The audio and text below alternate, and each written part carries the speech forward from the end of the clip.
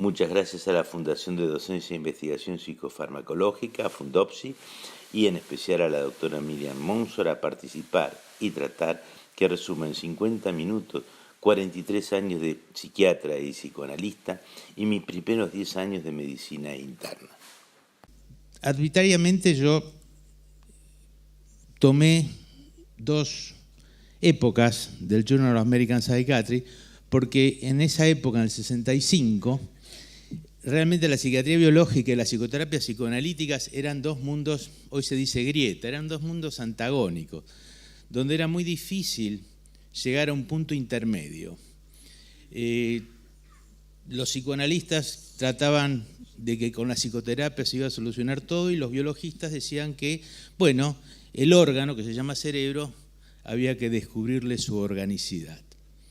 Es decir, que para aquella época difícil, yo tomé arbitrariamente los que pensábamos que sí, que había un punto medio, que no había tal dicotomía ni tal desesperanza, sino todo lo contrario, había un punto intermedio.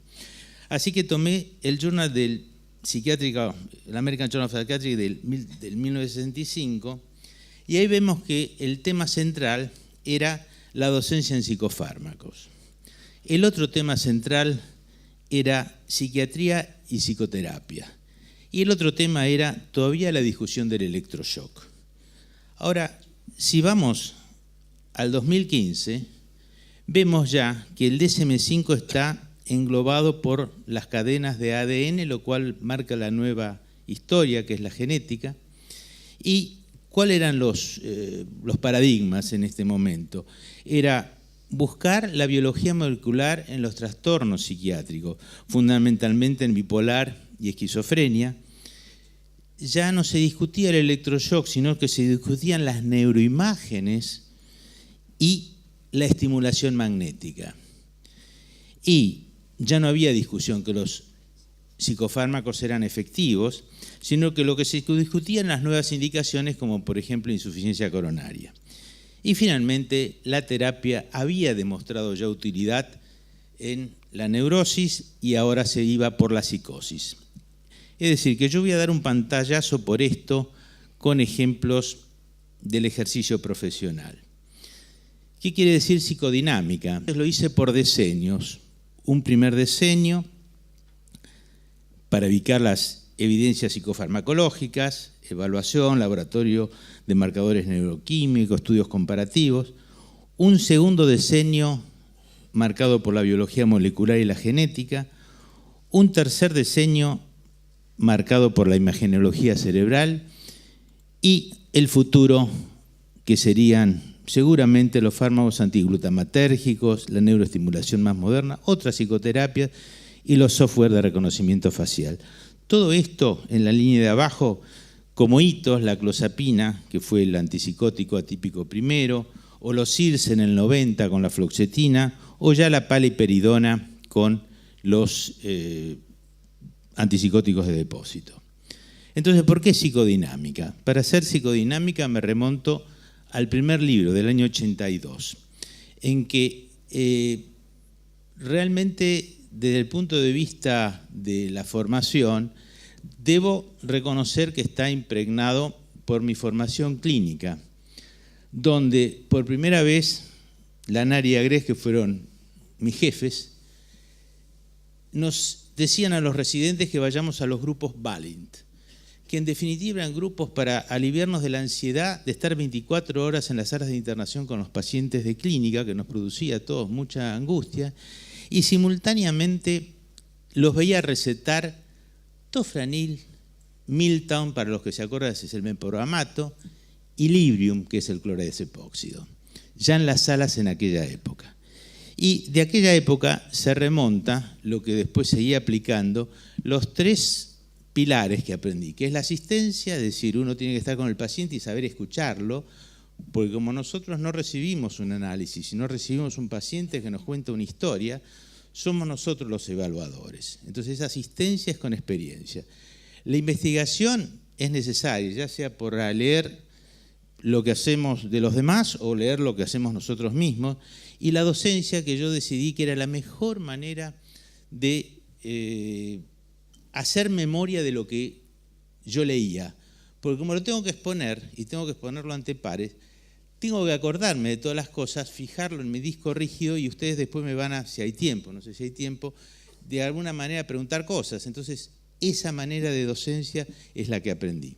Aprender también significaba leer a los maestros como los psicoanalistas como Ostov o los psiquiatras como Thomas Mann, cuando ya en el 79 Ostov como psicoanalista cortaba la brecha con la psiquiatría y decía que una buena terapia farmacológica no se puede administrar simplemente dando al paciente una receta y viendo una vez al mes cuando debe renovarse. Y así Thomas Mann, en su libro sobre psicofarmacología en la práctica diaria, afirma que aunque se trata de un libro sobre drogas, destacamos que es tan importante saber cuándo no prescribirlas como saber hacerlo. Y cuando en su historia de psicofarmacología en el 2000 nos cuenta cómo ya investigaba en estudios de ensayos clínicos en pacientes esquizofrénicos al haloperidol y lo comparaba con la clorpromazina, donde eran comparables en eficacia terapéutica en pacientes esquizofrénicos, ya lo afirmaba en aquellas épocas. Entonces, es psicodinámica cuando el profesional incluye al tratamiento de los conflictos que ocasionan sufrimiento psíquico medicamentos que alivian su condición actual. Esta invasión cuantitativa de impulsos psicológicos y neuroquímicos en el cerebro desorganizan el aparato psíquico, siendo necesaria la administración de fármacos para reestablecer el orden de la cualidad de las representaciones que se han alterado. En esa época, cerca del Mundial, o no sé si fue el mismo año del Mundial, Ricardo, creo que fue el mismo año, lo nombran a Ricardo Abenburg jefe de psiquiatría del Hospital Israelita, con una entrada independiente, es decir, eso fue lo notorio, por la esquina, y Ricardo nos apoya para crear lo que, a todo el grupo, para que la psicofarmacología y la psiquiatría esté integrada a la psicoterapia. Hoy están todos acá más jóvenes, porque el tiempo ha pasado poco, y ya son todos reconocidos líderes de opinión que también son docentes. Y sigamos después en la plaza en 1990, seguimos con la revista donde publicábamos lo que investigábamos, con los numerosos seminarios que cada uno de los colegas daba, y finalmente con el libro rojo en el cual incluimos la psicofarmacología psicodinámica en ese tomo. ¿Cómo la integramos? Es decir, en aquella época integrar, ahora es muy fácil, pero en aquella época era muy difícil porque los especialistas no se comunicaban con nosotros. Entonces yo empecé a comunicarme con los especialistas por cada paciente. Y de esa época invitaba cada año a un especialista de las diferentes ramas de la medicina interna para que viniese aquí y de alguna manera en todos ellos ya los había un poco filtrado, porque en realidad tenía pacientes en común, sabía las discusiones que teníamos y sabía lo que pensábamos. Por ejemplo, con Gershanik en dar en la enfermedad de Parkinson antidepresivos o dar clozapina en los enfermos que tenían alucinaciones, con Sabrangi dar psicofármacos a las embarazadas, porque ya en aquella época ya uno preveía lo que iba a ser de esa paciente el parto prematuro y siempre el parto prematuro iba a ser peor que la administración de los psicofármacos durante el embarazo. Con Estambulian, un poco lo que hablamos hoy acá, las infecciones de la fatiga crónica, ¿qué laboratorio teníamos que hacerlo? Con Chacón, la discusión de dar fluoxetina a las depresivas con cáncer de mama porque no pueden darse fluoxetina y tamoxifeno porque se inhiben, y eso significa que había que darle a esas pacientes 5 años la búsqueda de antidepresivos que no alterasen el tamoxifeno. Con Geisman, que es un argentino que vive en Estados Unidos y que en aquella época era genetista del National Institute of Mental Health, que vino a ayornarnos por primera vez en el año 97 y que finalmente escribimos el capítulo 18 del libro.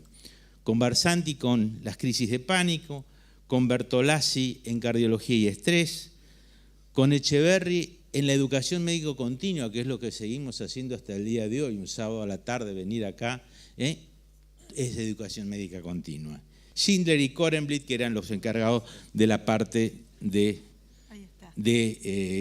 Schindler con neurogénesis, con hipocampo, que es lo que investigó y lo que sabe, y con Korenblit en la genética comparada.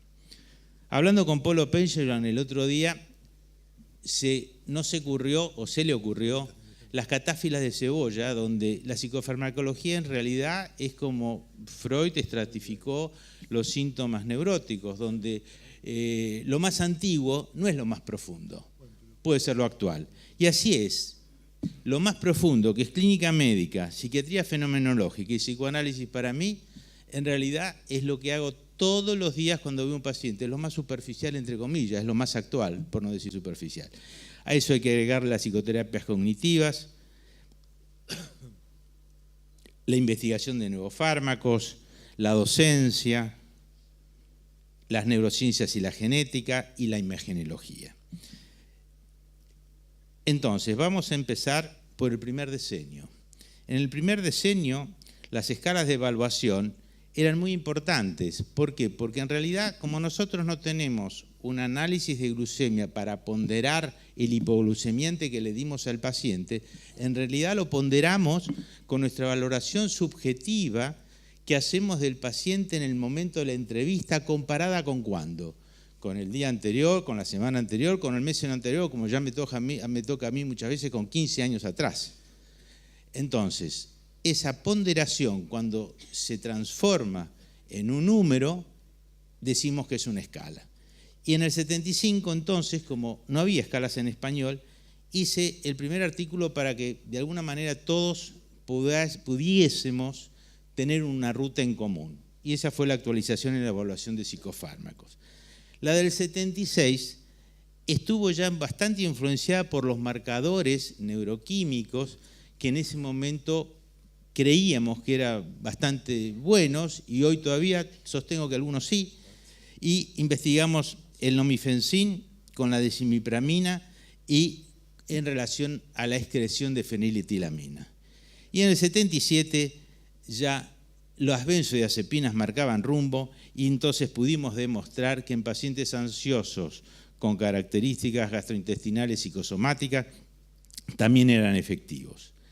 Entonces, cuando esa escala que nosotros damos, por ejemplo en la de Hamilton, y puntuamos, y tienen determinado puntaje con la cual nosotros podemos decir si es depresivo o no depresivo, se planteaba ya en aquella época que las depresiones leves o las depresiones moderadas, o inclusive los duelos, tenían que cursar exclusivamente con psicoterapia por la palabra. Era difícil convencer de que el paciente tenía dolor psíquico, y ese dolor podía ser aliviado por psicofármacos.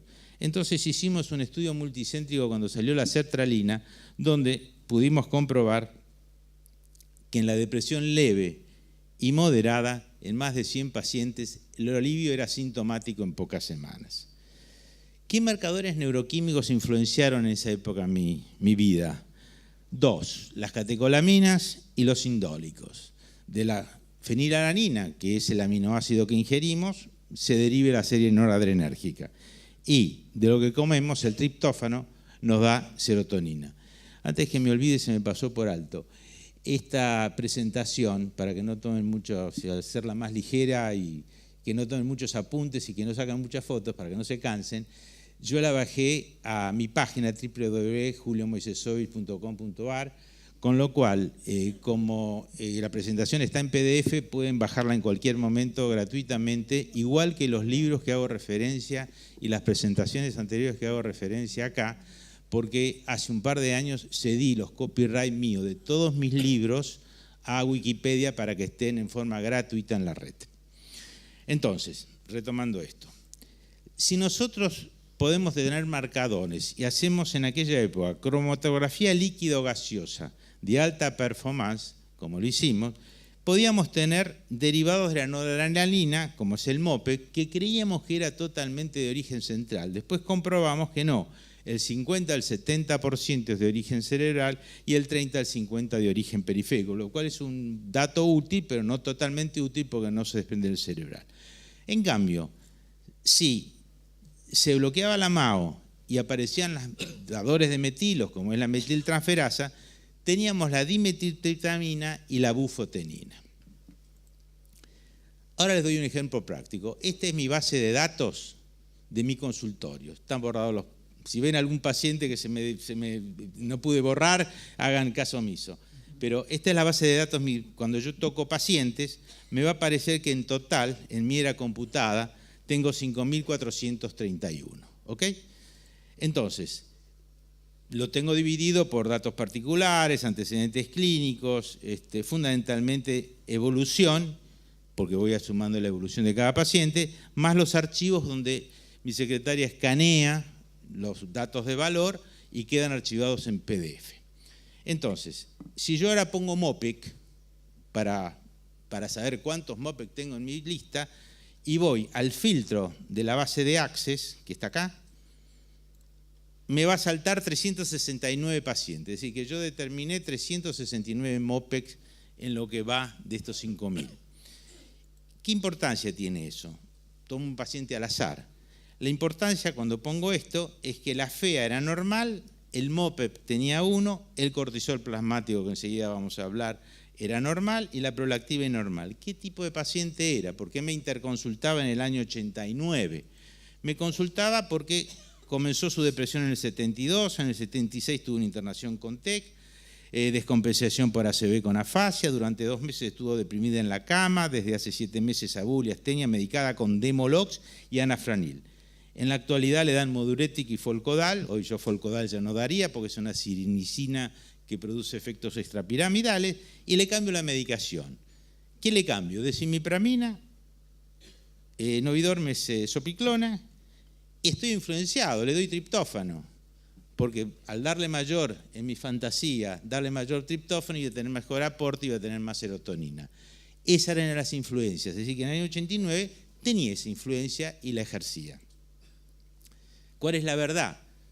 En 1993, en el tercer curso que hicimos acá, recopilamos con Cristian Lupo en Rosario, ella tenía el acceso al Centro de Estudios Bioquímicos, hizo algo muy importante, recopiló 200 pacientes. De esos 200 pacientes, el MOPEC era el que bajaba en la depresión. Pero ¿qué es lo más importante? El metoxifenilglicol solamente baja cuando hay depresiones graves, pensamientos, ideas impulsivas suicidas, y los pacientes con depresión que tienen sin síntomas relevantes, el MOPEC es normal. En cambio, para el indólico hay una diferencia muy notable de que la mayoría de los pacientes esquizofrénicos tenían valores altos.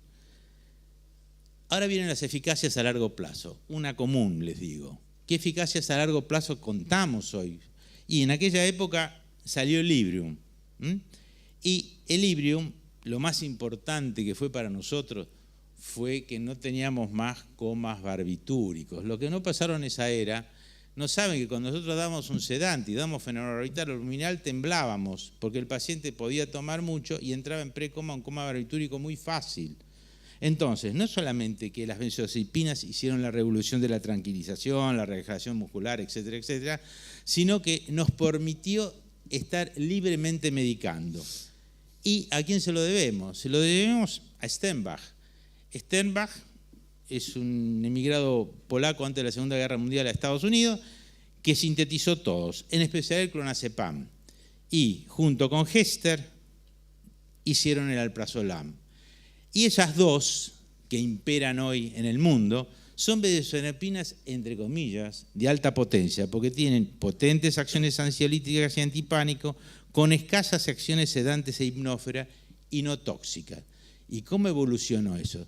Todos dicen, bueno, te repercute sobre los trastornos cognitivos, te haces adictivo, bla, bla, bla, bla, todo eso. 50 años después, ¿qué pasa? El National Institute of Aging nos dice 5.423 pacientes seguidos de 73 años, seguidos durante 8, cognitivamente al principio normales, no mostraron al cabo de 8 años diferencias significativas en las escalas del Mini-Mental y la demencia por cognición.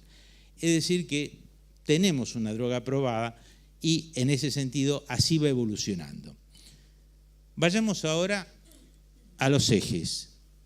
El descubrimiento de los factores de liberación data de hace 20, 30 años. ¿Y qué importancia derivó eso? Derivó que los factores de liberación están directamente vinculados a la corteza prefrontal del cíngulo y al sistema límbico.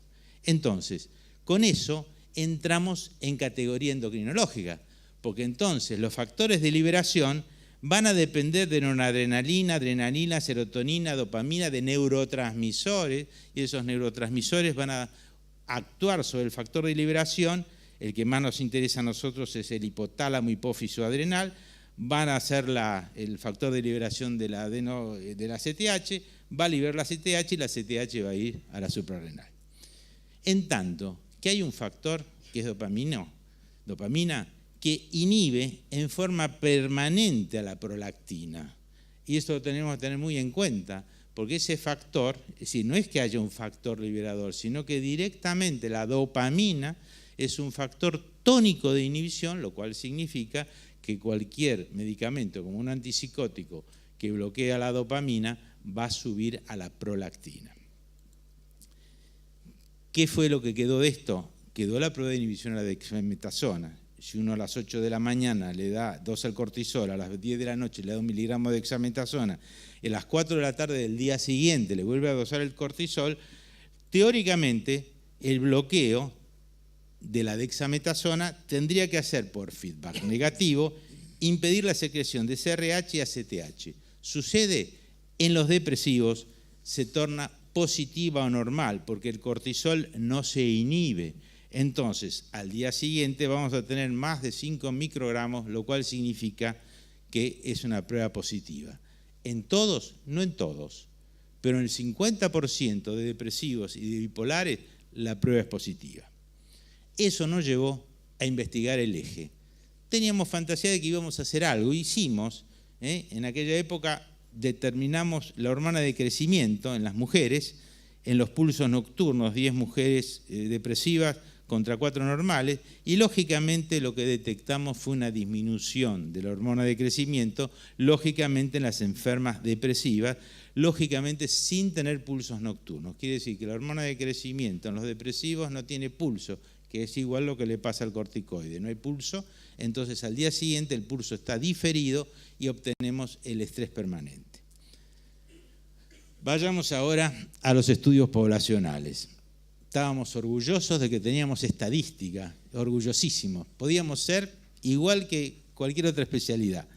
Entonces, ¿qué? Hicimos una trampa. La trampa fueron los metaanálisis. Los metaanálisis en realidad es una comparación del chi cuadrado, grupo tratado, grupo placebo, con mejoría sin mejoría. Pero ¿qué pasa?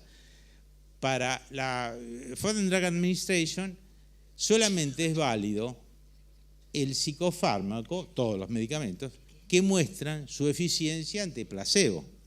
Entonces, siempre se hace contra placebo, porque lógicamente la industria farmacéutica no tiene interés en hacer un estudio comparativo con la droga anterior, porque lo que se va a demostrar es que más o menos son iguales.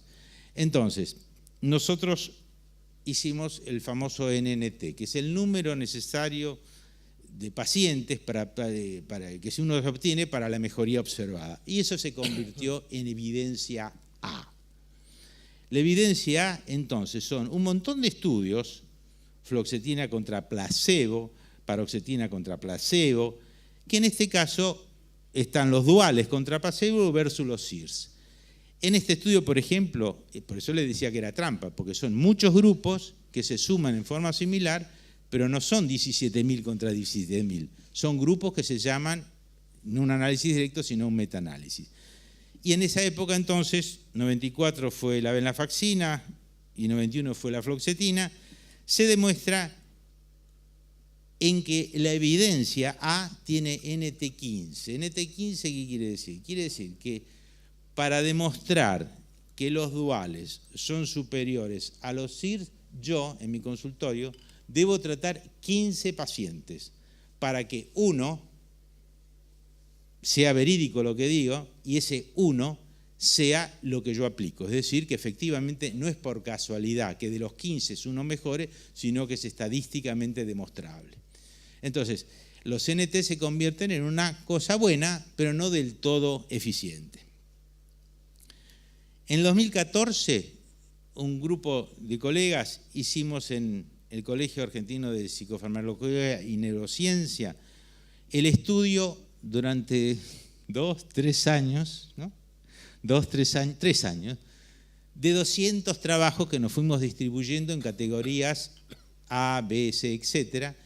Para cada uno fuimos estudiándolo y finalmente publicamos la guía para el tratamiento farmacológico de la depresión argentina y se caracterizaba se caracteriza porque creo que no se editó más, la sacó Casasco. Si alguno la quiere ver o está agotada, me mandan un mail, yo la tengo en PDF y se las envío por mail. La evidencia A, donde 2 o más estudios controlados randomizados doble ciego, la evidencia B, un estudio clínico randomizado doble ciego, y la evidencia C, que son los estudios abiertos. ¿A qué conclusión llegamos? Llegamos a una conclusión, parece increíble, ¿no es cierto?, pero en realidad la evidencia D, que es el consenso entre pares, era la mejor. Es decir, después de analizar y ver todo esto, llegamos a esta conclusión que la discusión entre todo el grupo era la que finalmente daba el ok entre todos, es decir, que consenso era lo mejor. Bueno, vamos a genética. ¿Cómo estamos? Para hablar de genética, para mí hay 3 personas con las cuales a mí me cambiaron un poco como pensé.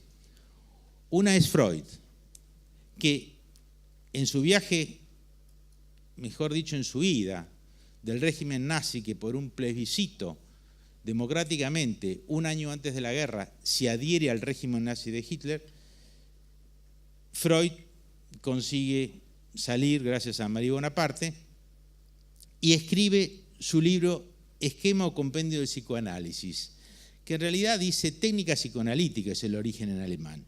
¿Y qué escribe ahí? Ahí escribe: quizás el futuro nos enseñe a influir en forma directa por medio de sustancias químicas específicas sobre los volúmenes de energía y sus distribuciones dentro del aparato anímico. El otro es Otto Loewi.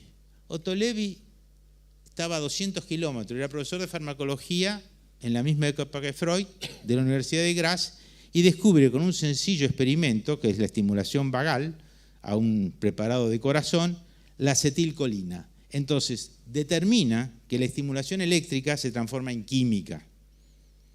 Y el tercero, en esa época, tenía 10 años. ¿Por qué?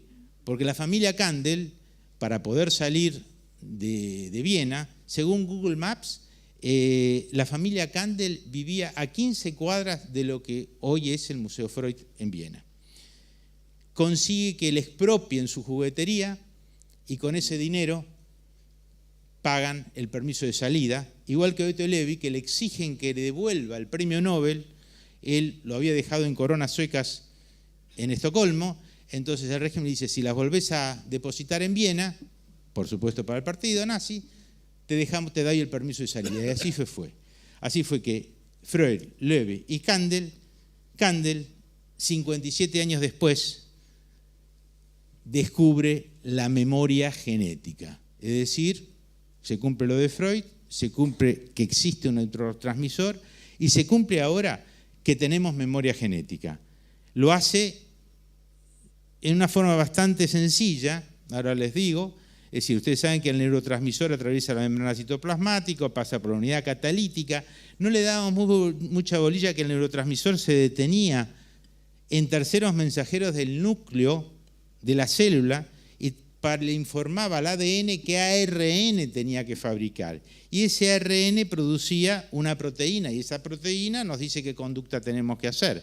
Ahora, si nosotros bombardeamos o sacamos con mucho, lo que va a transmitir es una conducta nueva. Y eso va a quedar fijado en el disco rígido nuestro. ¿Cómo lo hizo? Lo hizo con una sencilla manera, es decir, en un molusco, en la plicia.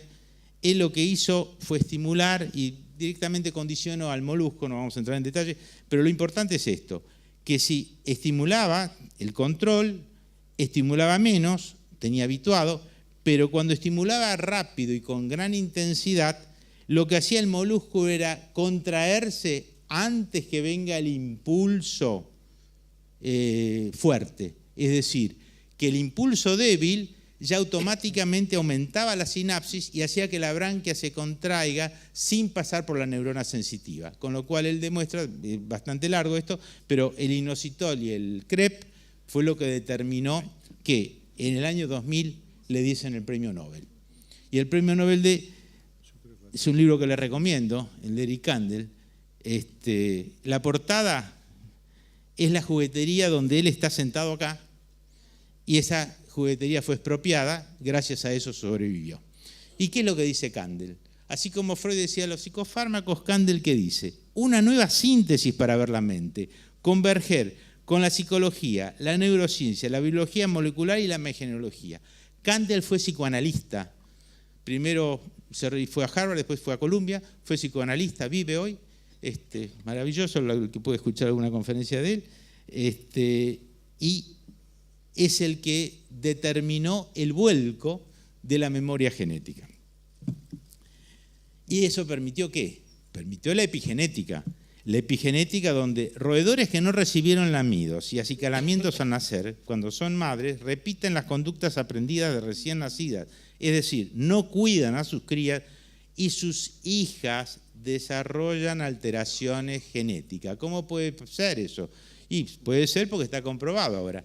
Esas hijas no tienen receptores a glucocorticoides. Entonces, los que van a venir en la generación posterior, lo no genómico se va a transformar en genético, no van a tener los receptores y con eso van a determinar determinadas conductas.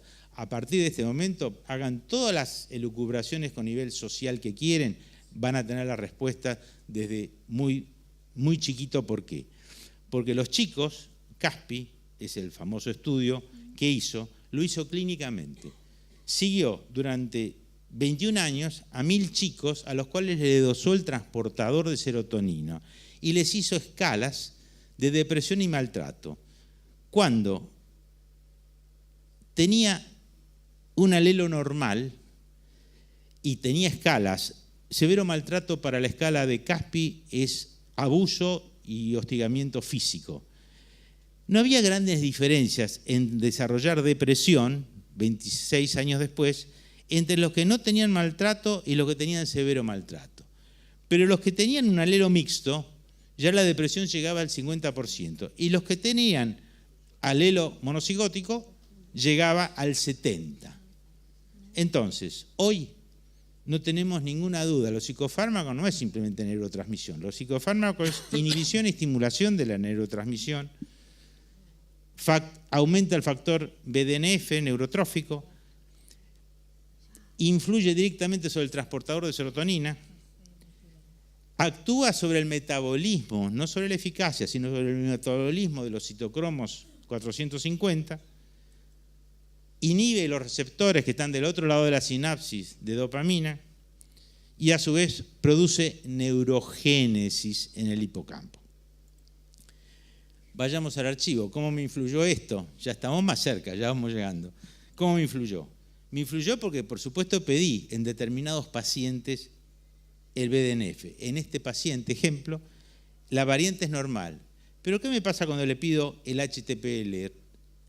Me da una resultante variante anormal, homocigoto. Es decir, ¿para qué sirve saber genéticamente? Y sí, me sirve para dialogar con el paciente y decirle, mire, lo suyo es depresivo, pero es genético. El único arma que tengo ahora para darle, porque no le puedo modificar el gen ya está por el resto de la vida. Y esperemos, crucemos los dedos, que cuando se cruce con el otro gen de su pareja estén alejados. Entonces no van a ser lo que se llama cercanía y van a ser un homocigoto, sino que va a ser hetero, entonces ya es más fácil. Entonces eso nos sirve para aumentar la compliance del paciente, para convencerlo que tiene que tomar antidepresivos el resto de la vida. Porque si no, van a empezar a fluctuar y cada depresión de repique va a ser peor.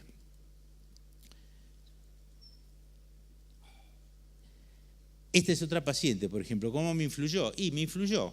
Paciente con una esquizofrenia resistente, 27 años, con alucinaciones y delirios paranoides, con buena respuesta a clozapina, obesa total, síndrome metabólico total con metformina. Digo, bueno, busquemos de alguna manera algún otro fármaco que metabolice mejor.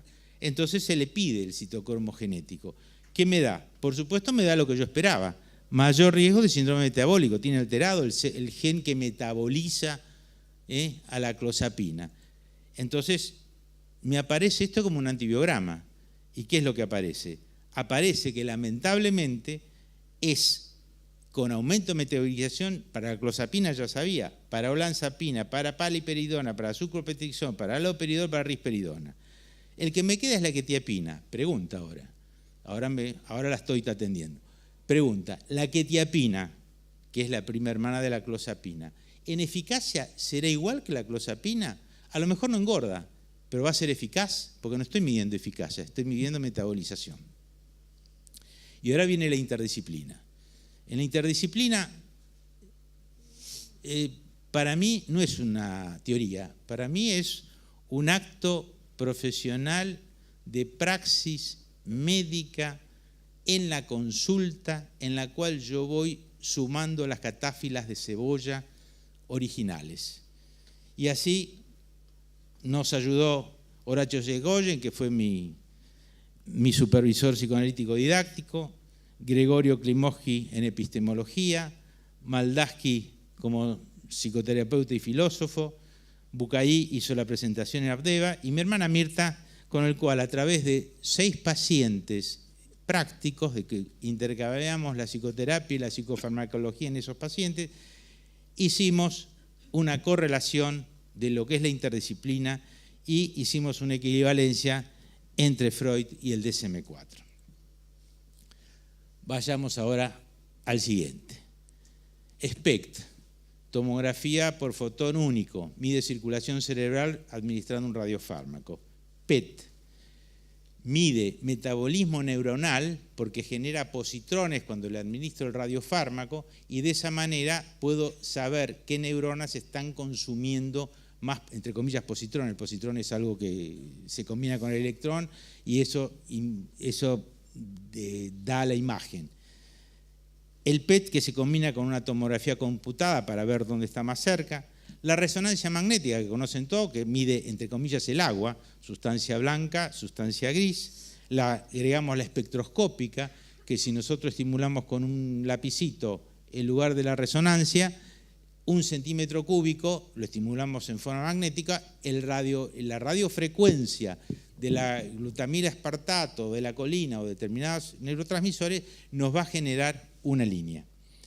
Y finalmente la funcional, que va a ser la vedette, en la cual no hacemos nada, simplemente ponemos al paciente en un resonador y le medimos qué lugares oxigena más, porque el resonador, al estimular con el resonador, tenemos la posibilidad de diferenciar la oximoglobina de la desoximoglobina.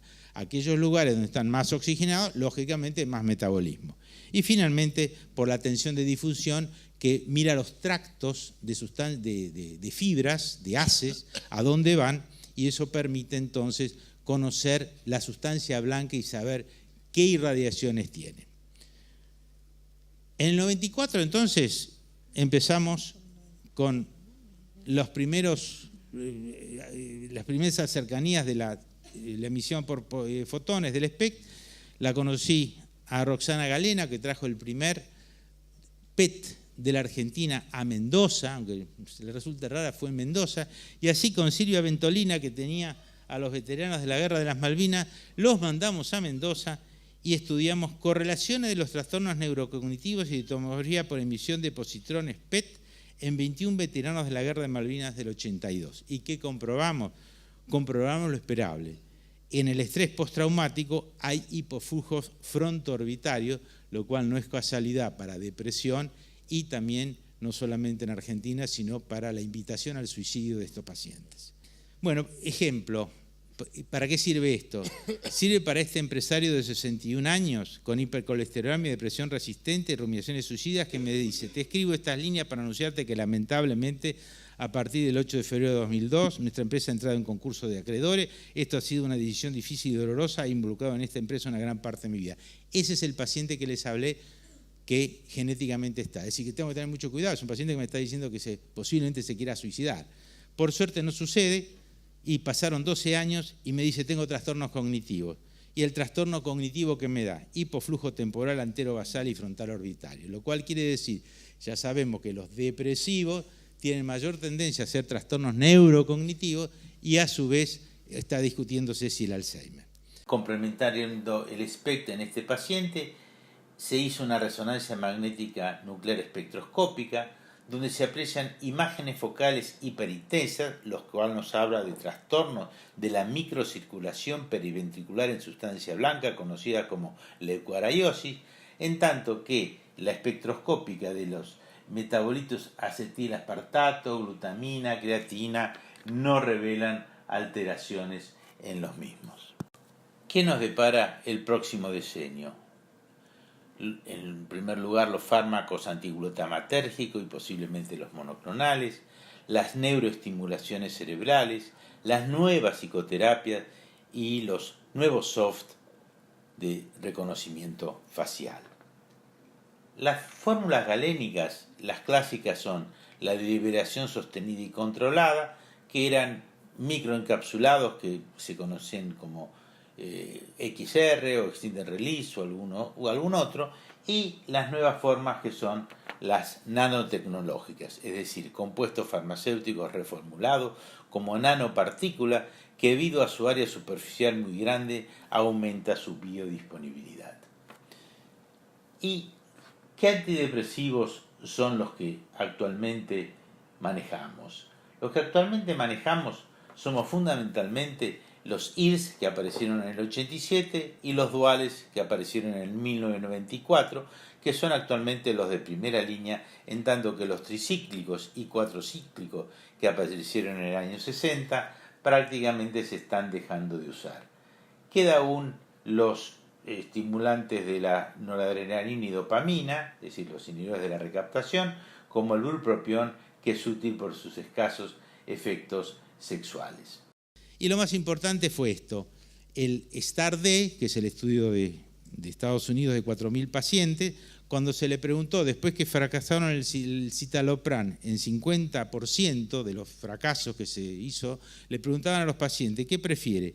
¿Cambio de antidepresivo, potenciación, terapia cognitiva, con cambio de potenciación, terapia cognitiva sola? ¿Qué respondieron? Respondieron el 90% que querían un cambio de antidepresivo o potenciación. Es conocido que el tratamiento de la depresión mayor se llama resistente, dado que prácticamente el 50% de la población depresiva mayor no responde a los psicofármacos. De ahí salió el concepto de potenciación, o mejor dicho, de nuevos tratamientos farmacológicos como son la combinación entre antidepresivos, la potenciación, el incremento de la dosis del antidepresivo y finalmente el cambio del antidepresivo. Como ustedes apreciaron, la población depresiva prefiere la potenciación. ¿Qué es la potenciación? La potenciación es el agregado de fármacos o precursores que, sin ser antidepresivos per se, potencian su acción y pueden revertir la ineficacia o la eficacia parcial de un tratamiento con antidepresivos en curso. Otras maneras de potenciación son los tratamientos de estimulación cerebral somáticos, que la estimulación magnética transcraneal repetitiva ha desplazado a la electroconvulsivoterapia, y la otra que está seguramente viniendo ya dentro de muy poco, una vez que se abaraten los costos, es la estimulación vagal con marcapaso externo. En tanto que la infusión endovenosa nasal de esketamina es algo que seguramente va a ser muy difícil de lograrlo. Entonces, ¿cuáles son los fármacos potenciadores más importantes? En primer lugar, el litio, hasta los 60-70 años, dada la peligrosidad de que las lipemias altas pueden producir intoxicaciones líticas. Los estimulantes, como el metilfenidato, el modafinilo, el armodafinilo, y los antipsicóticos atípicos, en los cuales en primer lugar está la quetiapina, el aripiprazol, la olanzapina y la risperidona. Los agentes dopaminérgicos como el pramipexol, la hormona tiroidea, la lamotrigina, no cuentan con suficientes datos de seguridad y de evidencias como para hacerlo. Me toca ahora el 2017 ya. Me influencia también. Abogado de 70 años de depresión resistente desde hace 20 años, motivo de la consulta. Imposibilidad en el último año para levantarse y concurrir a las audiencias por la mañana, que son las 7:30 de la mañana en tribunales. Entonces, yo también, me contesta al año, ya estoy bien, mejoré y me levanto. ¿Y qué le di? Le di vortioxetina, que es un antidepresivo nuevo, con metilfenidato. De los antipsicóticos no tenemos que olvidarnos que el primer antipsicótico antagonista de 2 fue el haloperidol, seguido por el atípico, que en realidad era un antagonista dopaminérgico y serotoninérgico y que disminuía fundamentalmente los síndromes extrapiramidales, no aumentaba tanto la prolactina y tenía el inconveniente de tener alergia a veces en un porcentaje de pacientes a los glóbulos blancos, por lo cual era importante el estudio hematológico. De allí que, si bien su éxito fue total desde el punto de vista clínico, la vigilancia hematológica hizo que decaiga en el control, el ánimo de los que controlábamos. La quetiapina fue otro atípico que se desarrolló como antagonista dopaminérgico y serotoninérgico y pudo tener comparación de evidencias A y B para la potenciación de antidepresivos. El primer atípico intramuscular prolongado fue la risperidona cada 15 días. Luego apareció el aripiprazole, que por boca podía disminuir el apetito, tener menores síntomas extrapiramidales y disminuir la prolactina. Finalmente, los atípicos para el trastorno bipolar fueron la luracidona y la azenapina en el 2015, hasta llegar a los atípicos de duración prolongada intramuscular, como son la paliperidona cada 90 días y el aripiprazol cada 60. ¿Qué es lo que nos espera? Pocas novedades, no se asusten, hay pocas novedades. Los antiglucocorticoides antidepresivos, la mifepristona, que es un antiglucocorticoide, no sirve porque tiene efectos colaterales y se utiliza para abortar. De los antiglutamatérgicos, la esketamina, yo ya diría hoy que hay que empezar a olvidársela, porque trae problemas, seguramente va a traer problemas de adicción. De los monoclonales, no hay monoclonales todavía específicamente para que sean antidepresivos. El único que hay es el factor de crecimiento endotelial vascular y por ahora no va a estar porque es muy caro. Y lo que siguen vigente son los de triple recaptación. Y finalmente los anti-Alzheimer con los monoclonales. Y el tratamiento indisciplinario ya lo hicimos con Miriam, el primer tomo, el segundo tomo, acordarse los tratamientos de los síntomas conductuales y acordarse que los tratamientos preventivos para la vacuna antiamiloidea todavía está en veremos. No hay duda que la neuroestimulación va a ser algo del futuro, ya la tenemos en este momento con la neuroestimulación antidepresiva, con la transmagnética cerebral repetitiva, que depende de la profundidad del neuroestimulador para llegar a la parte frontal, y ya los estudios demuestran que la depresión mayor resistente en 212 pacientes, la remisión es de 32.6 versus la falsa de 14.6. El otro que va a estar en boga es la estimulación cerebral vagal con marcapaso, que consiste en colocar, igual que a semejanza de un marcapaso eléctrico cardíaco, se lo coloca a nivel del vagal, a nivel del vago en el cuello, con un bolsillito para hacer la pila. Se le da pulsos constantes que a través de los nervios aferentes vuelven y toman por las mismas vías, estimulan la parte frontal del cerebro. Los estudios ya son con más de 500 pacientes y revelan realmente una mejoría entre la remisión prácticamente del 43 versus el 25% de los pacientes no tratados. Y lo que les quería mostrar, quizá lo más importante también, es que un psicólogo ganó el Nobel de Economía en el 2002 y en el 2017. ¿Y por qué lo ganó? Lo ganó por la teoría de la decisión, porque pudo comprobar que las razones de aumento de los disparos económicos se deben a un sistema rápido, intuitivo y emocional con una ley de mínimo esfuerzo, que da el mecanismo de recompensa permanente, frente a un sistema lento, deliberativo, lógico que es de máximo esfuerzo. Si ustedes lo ven ahora en la resonancia magnética funcional, se van a dar cuenta que la ley del mínimo esfuerzo consume muy poco oxígeno y la ley del máximo esfuerzo consume un trabajo importante de nuestra mente.